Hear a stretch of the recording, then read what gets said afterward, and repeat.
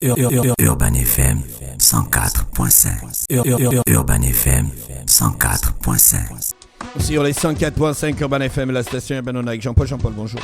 Bonjour la fraîche. Comment tu vas ce matin? Ça va très bien. Et à la forme? Oui. Alors, l'actualité nous emmène en Angleterre, sûrement. Absolument. Boris Johnson s'est tiré.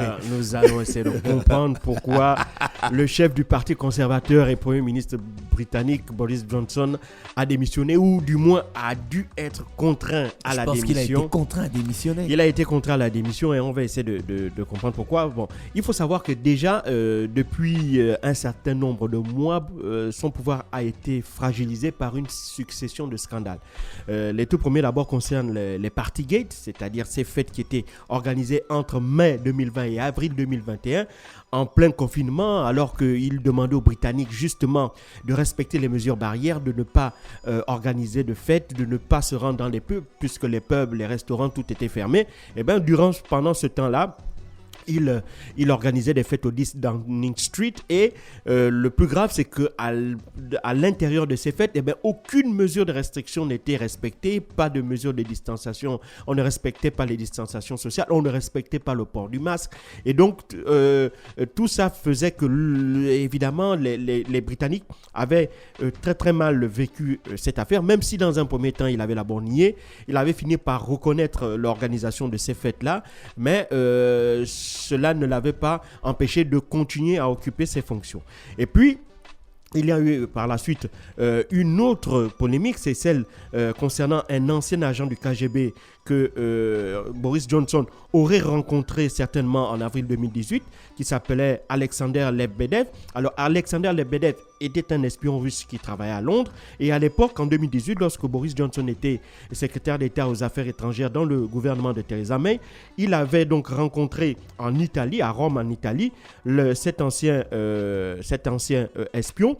Ce dernier avait, par la suite, lorsqu'il avait démissionné du KGB, il s'était lancé dans les affaires et plusieurs années plus tard, en décembre 2020, son fils, Evgeny Lebedev, avait été nommé à vie à la Chambre des Lords, c'est l'équivalent du Sénat, la Chambre haute du Parlement britannique, par Boris Johnson. Alors donc, beaucoup de Britanniques se demandent s'il n'y a pas un lien entre cette rencontre qui s'était faite à l'époque sans officiel et qui avait été dans un premier temps même niée par Boris Johnson et l'ancien espion russe. Est-ce que le fait qu'il y ait eu, est-ce qu'il n'y a pas eu des échanges entre justement, est-ce qu'il n'y a pas une relation entre Evgeny Lebedev, le fils, et Boris Johnson et son père justement Dimitri Lebedev, l'espion qu'il avait rencontré en Italie? Eh bien ça aussi c'est une autre question, mais ça aussi ça avait énormément fait parler en Angleterre. Mais l'affaire en réalité qui a ensuite précipité sa chute, c'est l'affaire Christopher Pincher. Alors Christopher Pincher, lui, il était whip en chef adjoint, c'est-à-dire qu'il était le coordinateur des députés de la majorité présidentielle à l'Assemblée nationale britannique. C'est l'équivalent de deuxième vice-président de l'Assemblée nationale, si on devait comparer à notre Assemblée nationale. Eh bien, Christopher Pincher, lui, il avait été accusé d'avoir fait des avances et commis des attouchements sur deux hommes dans un club privé historique de Londres qui s'appelle le Carlton Club. Alors, à l'époque des faits, ce dernier décrit qu'il était ivre et que dans un premier temps, il ne se reconnaissait pas dans ces accusations-là.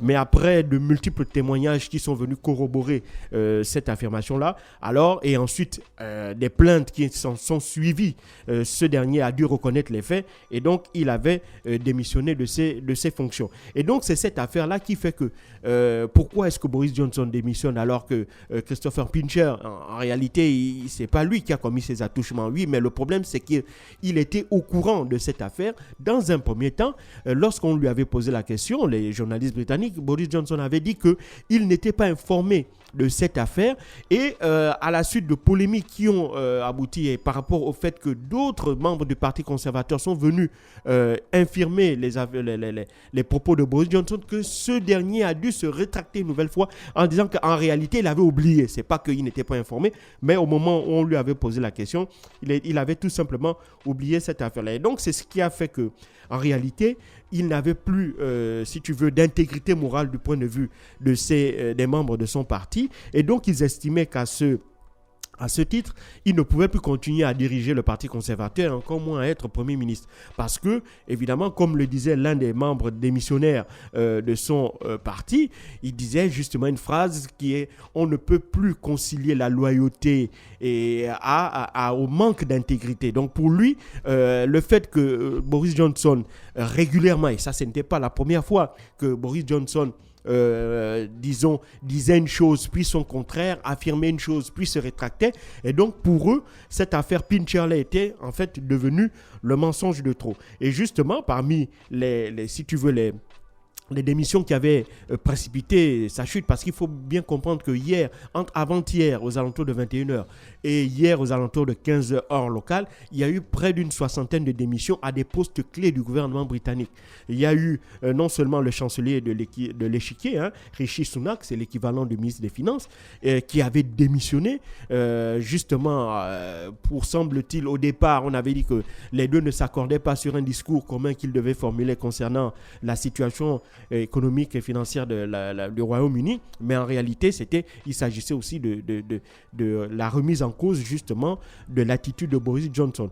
Et puis, il y avait aussi un certain nombre d'autres personnalités qui ont donc toutes démissionné, et donc cela avait fragilisé la position de Boris Johnson au point où des députés ne cachaient plus, puisque hier, lorsqu'il avait assisté à une session du Parlement, les députés tous, quasiment même dans son propre camp, lui demandaient tout simplement de démissionner. Alors, en cas de démission, il a annoncé hier qu'il démissionnait, mais il a annoncé qu'il partirait de ses fonctions à partir du moment où un nouveau chef du Parti conservateur, puis un nouveau chef du gouvernement sera désigné. Mais oui, mais le problème c'est que les Britanniques n'en veulent pas. Lors d'un sondage qui a été organisé par l'Institut YouGov, c'est un institut public britannique, ils ont estimé que hier, sur à peu près un échantillon de plus de 2500 personnes, lorsqu'on les a interrogés pour savoir si Boris Johnson devait démissionner immédiatement, il devait rester encore en fonction jusqu'à ce que son successeur soit désigné, eh bien, plus de 56% des personnes interrogées ont demandé à ce que Boris Johnson quitte immédiatement la fonction, et qu'il n'y avait donc pas de raison, puisqu'il avait été désavoué par son propre camp, pour qu'il puisse continuer à occuper cette fonction. Et donc même, pendant un moment, il y a eu, si tu veux, des rumeurs comme quoi Theresa May, l'ancienne Premier ministre, justement, qu'il avait remplacée, qu'elle reviendrait pour assurer l'intérim, mais cette dernière a d'ores et déjà fait savoir... Elle n'a pas pu gérer le Brexit. Elle n'a pas pu gérer le Brexit, c'est vrai, et donc elle a estimé que pour elle avait en fait son temps, il n'y avait donc pas de raison pour elle de revenir, surtout pour occuper... Elle aussi, elle a démissionné. Elle aussi, a échoué face au Brexit. Elle avait été justement sous la pression de Boris Johnson à l'époque, qui était son ministre des Affaires étrangères. Et lui, il fait les teufs pendant le Covid. Voilà, qui lui reprochait... Avec sa tignasse de ouf. Voilà, qui lui reprochait son laxisme vis-à-vis justement des négociateurs européens lors des négociations du Brexit. Et donc, la question qui se pose, c'est aussi de savoir quelles sont les personnalités susceptibles de remplacer Boris Johnson. Et là, déjà, les couteaux commencent à s'aiguiser au sein du Parti conservateur. On a par exemple Liz Truss, qui est l'actuelle ministre des Affaires étrangères. C'est une femme âgée de 46 ans.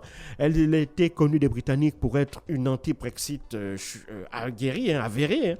Et elle était justement l'une des négociatrices des accords commerciaux à la suite de la sortie européenne. On a Priti Patel, qui est une femme aussi ministre de l'Intérieur, âgée de 50 ans, militante pro-Brexit aussi, qui s'était prononcée en faveur justement d'un durcissement des conditions d'immigration. On a l'actuel ministre de la Défense, Ben Wallace, qui est âgé de 52 ans, qui est très populaire au sein du Parti conservateur, notamment depuis le début de la guerre en Ukraine. On a aussi Penny Mordaunt, qui est la secrétaire d'État au commerce extérieur, âgée de 40 ans, qui est également une figure du Brexit et qui est aussi chargée de négocier des accords commerciaux. Et puis, on a Rishi Sunak, donc l'ancien ministre de l'économie et des finances, qui a démissionné il y a 2 jours du gouvernement de Boris Johnson, qui est connu pour être un pro-Brexit, mais ce dernier, malheureusement, ne jouit pas d'une très bonne cote de popularité auprès des Britanniques, en raison justement de sa fortune et de l'envolée des cours, des prix outre-Manche. On explique qu'il aurait certainement une responsabilité dans son incapacité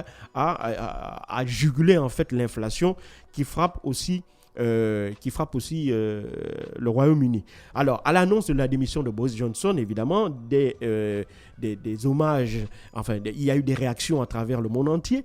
L'une des premières personnalités à avoir réagi, c'est justement Volodymyr Zelensky, le président ukrainien a salué Boris Johnson comme étant un vrai ami de l'Ukraine, et évidemment il lui a souhaité bonne chance pour la suite de ses activités. Et évidemment il y a aussi le Kremlin par la voix de Dmitry Peskov, qui est le porte-parole de Vladimir Poutine, qui a lui commenté également le départ de Boris Johnson.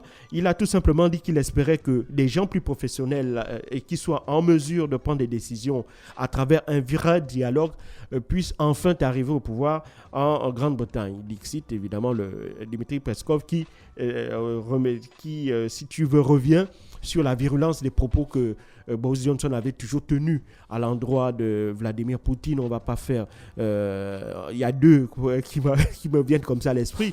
Il y a la déclaration de Boris Johnson lors du sommet du G7 qui demandait aux autres chefs, présidents ou membres du gouvernement s'ils ne devaient pas se dévêtir aussi et montrer leur poitrine, leur force, un peu comme Vladimir Poutine. Et puis il y a la deuxième affirmation qu'il avait faite en disant que si Vladimir Poutine était une femme, il n'aurait jamais envahi l'Ukraine. Donc ça, c'est pour dire, si tu veux, le degré d'animosité qui existait entre ces 2 successeurs. Alors maintenant, la question est de savoir, est-ce qu'il y aura des élections anticipées à la suite de cette démission de Boris Johnson?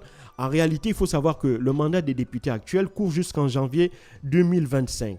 Mais dans les textes, rien n'impose au Premier ministre de dissoudre le Parlement et d'organiser des élections législatives anticipées. Donc son successeur peut très bien rester en fonction jusqu'en janvier 2025. Ça c'est déjà vu, notamment par exemple en 2007, lorsque Gordon Brown avait succédé à Tony Blair.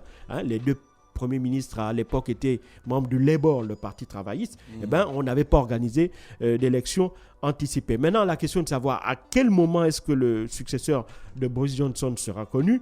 Alors, pour le moment, aucune date n'a été fixée, mais les tractations vont commencer véritablement vont commencer véritablement la semaine prochaine. C'est là où il va y avoir des discussions en interne au sein du Parti conservateur pour déterminer le nom du futur chef du parti et donc futur locataire du 10 Downing Street. Certaines estimations estiment que c'est en automne prochain, ça veut dire vers le mois de septembre. Donc c'est ce qu'on peut dire pour le moment du départ de Boris Johnson. C'est d'abord, pour ceux qui ne le connaissent pas, c'est quelqu'un qui avait commencé sa carrière dans le journalisme. Il a travaillé dans le Daily Telegraph en l'occurrence, et par la suite, à partir des années 1990, il avait commencé une carrière politique, puis il avait été élu député pour la première fois en 2001, et c'est ainsi que rapidement il va gravir les échelons au sein du Parti conservateur pour devenir en 2008 le maire de Londres, et à la suite de cela, évidemment, son ascension va continuer, puis il va entrer dans le gouvernement de Theresa May en tant que ministre des Affaires étrangères. Puis la suite, vous la connaissez, il est devenu Premier ministre, réélu triomphalement il y a à peine 2 ans, et puis par la suite, il a dû démissionner pour cette succession d'affaires, de scandales en fait. Merci Jean-Paul. Avec nous avant de partir, on a tiré sur le président, l'ancien premier ministre Shinzo Abe. Ancien, plus en fonction. Non, il n'est plus. Shinzo Abe, c'est l'un des premiers ministres qui avait mis le plus de temps. Il avait été premier ministre à 2 reprises. Shinzo Abe, c'est, si tu veux, dans le Parti conservateur japonais, c'est l'aile dure du parti. C'est quelqu'un, on dira les extrêmes, on dira l'extrême droite japonaise. Lorsqu'il était Premier ministre, il a cristallisé notamment la société japonaise sur 2 questions. Sur une question, c'est la question mémorielle des Japonais vis-à-vis, si tu veux, de la responsabilité dans la Seconde Guerre mondiale.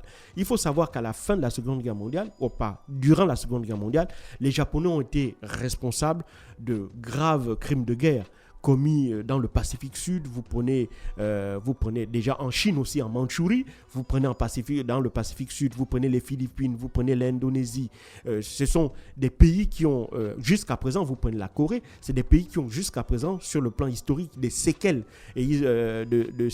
de cette histoire-là très tumultueuse avec le Japon. Et donc, depuis lors, si tu veux, en tant que pays qui avait perdu la guerre, les Japonais avaient fait un peu profil bas. C'est-à-dire, à la fois, ils avaient renoncé à avoir une armée offensive, à la fois aussi, ils avaient renoncé à être des géants sur le plan politique dans le Pacifique Sud. Ils avaient laissé cette place-là aux Américains.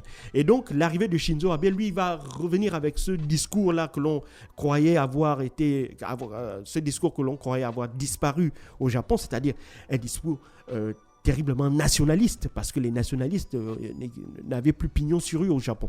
Donc Shinzo Abe, lui, va revenir et il va être déjà, ce qui est particulier, c'est qu'il va être le premier ministre né après la Seconde Guerre mondiale. Donc lui, il estimait que, n'étant pas né durant la Seconde Guerre mondiale, il n'avait donc pas une responsabilité dans les agissements de cette époque-là. Et donc, il va avoir un discours décomplexé par rapport à la position des Japonais. Il y a par exemple un endroit à Tokyo où et c'est un endroit qui est un lieu de polémique, c'est là où on rend hommage aux combattants ou aux soldats japonais de la Seconde Guerre mondiale. Eh bien, il y avait une pratique qui faisait que les premiers ministres ne se rendaient pas dans ces lieux-là pour rendre hommage à ces soldats-là, parce qu'on reprochait justement au fait que ces soldats-là avaient commis des crimes de guerre, et voire, je dirais pas des crimes contre l'humanité, mais surtout des crimes de guerre durant la Seconde Guerre mondiale. Et Shinzo Abe va être le premier à rompre, si tu veux, cette pratique-là non écrite, et qui va être le premier à rendre hommage officiellement à des anciens soldats